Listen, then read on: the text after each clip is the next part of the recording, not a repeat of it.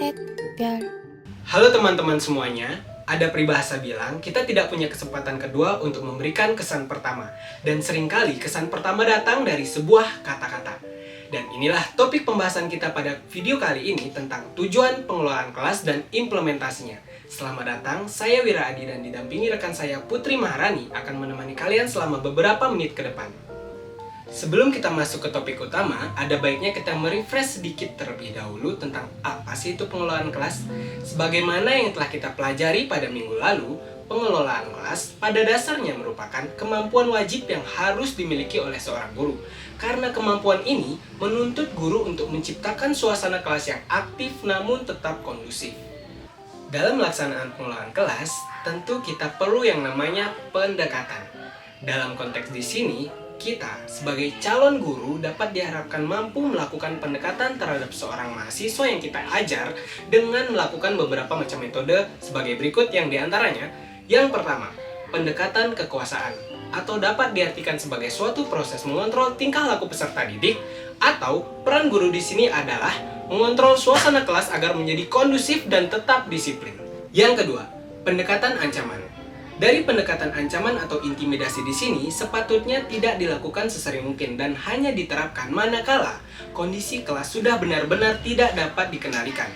Yang ketiga, pendekatan kebebasan atau dapat diartikan sebagai suatu proses untuk membuat peserta didik merasa bebas dalam mengerjakan sesuatu di mana saja dan kapan saja. Yang keempat, pendekatan resep.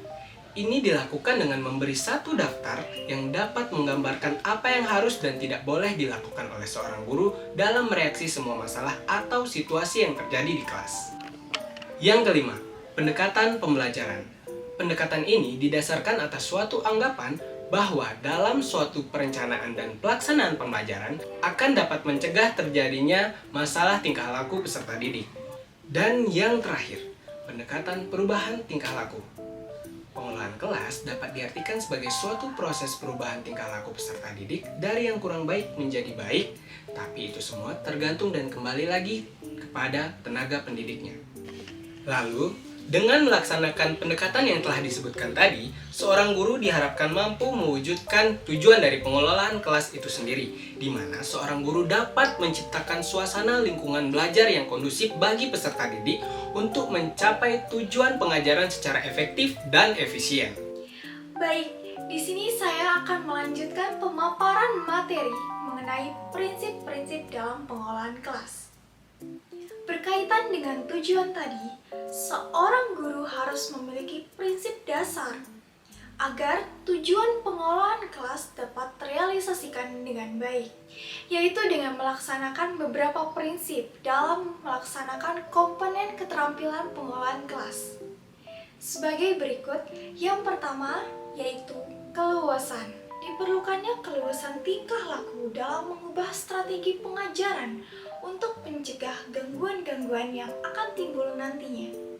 Yang kedua, penekanan hal-hal positif dan menghindari pemusatan perhatian mahasiswa maupun peserta didik pada hal-hal negatif.